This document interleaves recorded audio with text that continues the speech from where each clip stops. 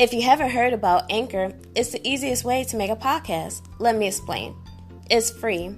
There's creation tools that allow you to record and edit your podcast right from your phone or your computer.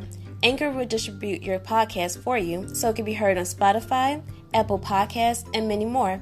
And you can make money from your podcast without any minimum amount of listeners. It's everything you need to make a podcast in one place. Download your free Anchor app or go to anchor.fm to get started.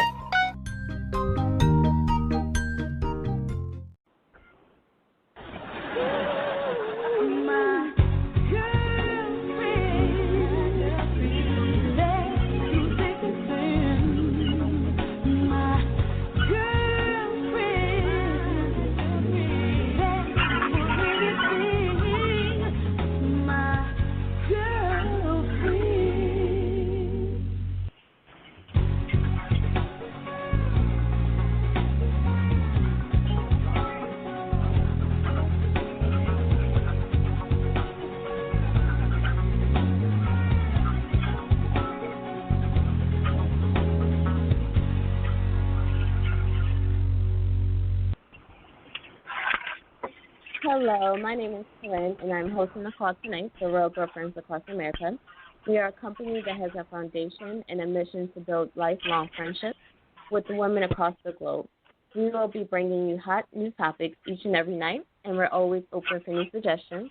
So please follow us and send any suggestions that you may have to our Facebook page at Real Girlfriends Across America, and also make sure to visit our website at www.realgirlfriends.org. Now, tonight I have on the call with me Tawanda. I also have Kay and a host of my other girlfriends. And tonight we're going to discuss when is it okay to mind your business. And I'm going to start off with, I actually have some callers on the line that I didn't get to announce. So I'm going to start off with area code 202. Are you available, area code 202?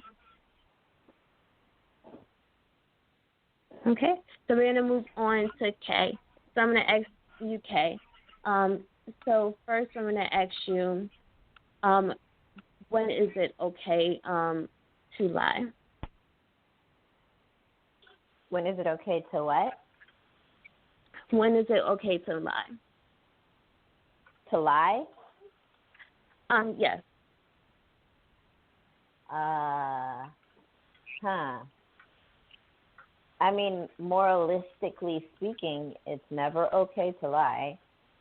But if I were to say that I have never lied, that'd be a lie. So, I can say when it would be difficult. So let me ask you this. Have you ever lied to a friend in order not to tell them the truth because you just chose to mind your business at that moment? No. No, I okay, and why is that? Why didn't I lie to a friend? Yes.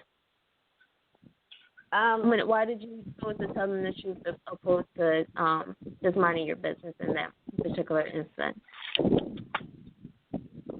I mean, I can't really see an instance where I would need to lie in order to mind my business with a friend. I can't really see a circumstance that would happen, because if a person is my friend, the type of people that stay my friends, let me put it like that, the kind of people that stay my friends are extremely blunt and don't really react well to lies anyway. Okay. And I can see that. I can understand that. And let me ask you, area code 707. Have you ever lied to a friend to because you didn't want to mind your business, or did you lie to the friend to maybe spare their feelings, or did you decide to maybe mind your business in that scenario? Okay, what about area code 404? Hello, how you doing? This is Tawanda. I'm here, and yeah, absolutely. there's been a couple of times in situations to where if I didn't really want to hurt someone's feelings, that's kind of really the most part. That I may have told a friend a lie. Or, of course, it was some type of surprise and she was being too nosy and she didn't really need to know yet, or something to her benefit for the most part. Okay, so you did it basically for her own benefit. Absolutely. Okay. And was it maybe to spare your feelings or maybe for you not to feel guilt if you were to hurt her feelings? Not even really so much about my feelings, more so about, as we have different types of friends, we know some people that can say, oh, do I look good in this dress? And they may really not. But some people you can tell, like, oh, heck no, you definitely don't. And they're like, girl, I know. Let me go change. And then some, it might just destroy their whole life. It just kind of really depends on the person because most of the times we know our friends. We know what we can tell them and what we can't. So, no, definitely not to spare my feelings because I want to know. But, yeah, some people ask, but they don't really want to know for real. And I really don't want to ever hurt anybody's feelings, not intentionally. And let me ask you this. Why do you think that some people choose to mind their own business opposed to just stepping up and telling the truth? Okay, now you said why do people choose to mind their own business? Yeah. Instead of stepping up. That can go a lot of different ways. I was just sitting here when I saw what the topic was about tonight, talking to someone about we were just sharing different stories about times we minded our business or times we probably should have. And I think the main thing, especially with the world we live in today, you have to be careful. Like back in the day, people say, hey, you see my kids do this or that, you can discipline them and let me know and blah, blah, blah. Well, you can't really do that now because these kids know how to call social services and so on and so forth. And in reference to minding your business, if you're my friend, for example, and something has happened, let's say you're dating someone or you're married to someone, and I actually see him doing something, then that's kind of I'm at a crossroad at that point, whether I'm going to mind my business and betray you and keep you in the dark, or whether I'm going to tell you and may screw your whole life up. So there's several different reasons why a person should mind their business or at least consider doing it. Okay. And I agree with that as well. It could be a number of reasons. And I know that in incidents where I chose to mind my business, it was more or less I feel like it didn't involve me, and it probably would have been more unnecessary drama if I would have gotten involved. So that's how I felt in those particular scenarios. And I'm going to ask you, Kay, why do you think that some people choose to mind their business as opposed to getting involved? Some people don't like confrontation. Some people don't have the interest or care. Some people are afraid, I think. Yeah. Okay, what do you think that they're afraid of? Maybe it turning on them, that they might be adversely affected. Okay. And is that maybe a time where you thought that something would turn on you and why maybe you never got involved in a particular situation? Oh, yeah. For example, I grew up in Oakland, California, back when it used to be worse than Chicago. And there were several instances when stuff would go down that I minded my business because you're supposed to mind your business if you want to keep, the ability to mind your business and if you want to keep your life. So there are a lot of instances when I minded my own business. Okay. And the reason why I picked the subject, actually, I guess I thought about it after I watched a show, which I had been watching for years, called What Would You Do? And basically that show, based on reality, it's not a scripted show. So basically they set up scenarios where someone could be in danger, someone needs help, and they'll see if complete strangers will help that other individuals. So do you think that, and I'm going to ask you, Tawanda, do you think it makes a difference if a stranger asks for help if they're a male versus if they were female? If they ask for help, and whether it's a male or a female. Yeah, so let's say this is a scenario where, let's say, someone's car broke down. So let's say, would it be a difference if you would help them if they were a male versus if they were a female that was stranded on the road? Yes, it will be a difference at some point in time, and maybe it shouldn't in certain types of situations. But and when I say that, like let's say for example, if I'm driving down the street, I'm not picking anybody up. Like time's too crazy. Like period, point blank period. And I will probably be more prone to help a female versus a male because I'm a female. But at the same time, a lot of time when you have con situations, they put the female out there because they know more people are more prone to help the female. So it's going to really be on a case-by-case situation. There was a situation that I experienced probably about 3 or 4 years ago. I was at the gas station. I was traveling. I think I was 2 or 3 hours from my destination, and I pulled up to the gas station and I was on the phone at the same time I was using my card. This Caucasian guy had pulled up in like some kind of small SUV, and he was dressed really nice, and he walked over. He said, "Oh, man, excuse me. Oh, my God, I don't really know what to say. I'm embarrassed."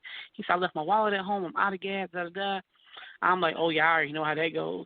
And I'm on the phone. I'm pumping gas, and, of course, he's Caucasian. He's nicely dressed, nice vehicle, and I'm stereotyping. So to me, it's a safe situation. So I said, "Oh, well, I'll give you $10." I gave him a 20. I said, "Bring my change back." He went in the store. I saw him in line. I'm on the phone still pumping my gas, and the guy was on the phone with said, "Listen, you don't be giving anybody the money. Get off the phone. You need to focus what's going on." And I'm like, "What?" Like my whole guard was down. He came back out. He gave me my change, and he said, "Thank you." And he got in the car, and he went across the street to the next gas station, and he never even pumped the gas. And I said, "I've been hustled." And I was hustled because, for one, I had my guard down, and for two, and he knew it when he left home. I'm Caucasian. I got a nice car. I'm looking nice. I'm dressed up. Anyone would give me some gas money because they wouldn't think that this is my hustle. So, yeah, it just really depends. Okay. So do you think it makes a difference? What about if it was a young person versus a middle-aged person versus an old person? So do you think that the age would make a difference? The world has changed too much. I work with people in prison from age 16 and 17 up to 80. It doesn't really make a difference. It's going to be a case-by-case situation. It's going to be where I'm at. It's going to be who I am around because, again, we have to be careful. You got kids 14 and 15 that's heisting houses and breaking in and taking cars and raping people and so on. So guess what? Unless it's a baby that's 6 months old, everybody's suspect. Yeah, that's how I feel. I feel like the younger the person is, the least likely someone's going to figure that they're going to do something. So from past experience, a lot of people groom children so that they can go ahead and commit crimes because they figured if they commit the crime, they're just going to get a slap on the wrist. So, yeah, definitely I feel like you have to look out for everyone of all age groups. And I'm going to ask you, Kay, the same question. Do you think that it makes a difference if a stranger asks for help if they were a male versus if they were a female? For me, definitely. I'm going to be more guarded if it's a male. I'm going to listen to their story more closely. I'm going to see if it matches up with, and I hate to say this, but their appearance. It also depends on what type of help they're asking for and how much help, for what length of time. I'm listening to everything, engaging everything. And I'm definitely more likely to help a female simply because also, not just because I'm a woman, but also because I'm kind of small, like I'm 5'1", so anybody really can overpower me, so I have to be careful. Okay. And do you think that the age makes a difference?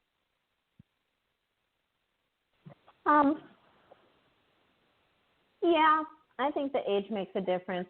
I have viewed children panhandling before, and I'm still more likely to give them money than I would be to give an adult money. I'm more likely, if an adult is asking for money, to say, well, I'll give you food, whereas I'll probably be more likely to give money to a child. Okay. And that's fair, and I can agree with that. I would be more likely to, it depends on the situation, honestly. If it was, say, for me to do so, then, yeah,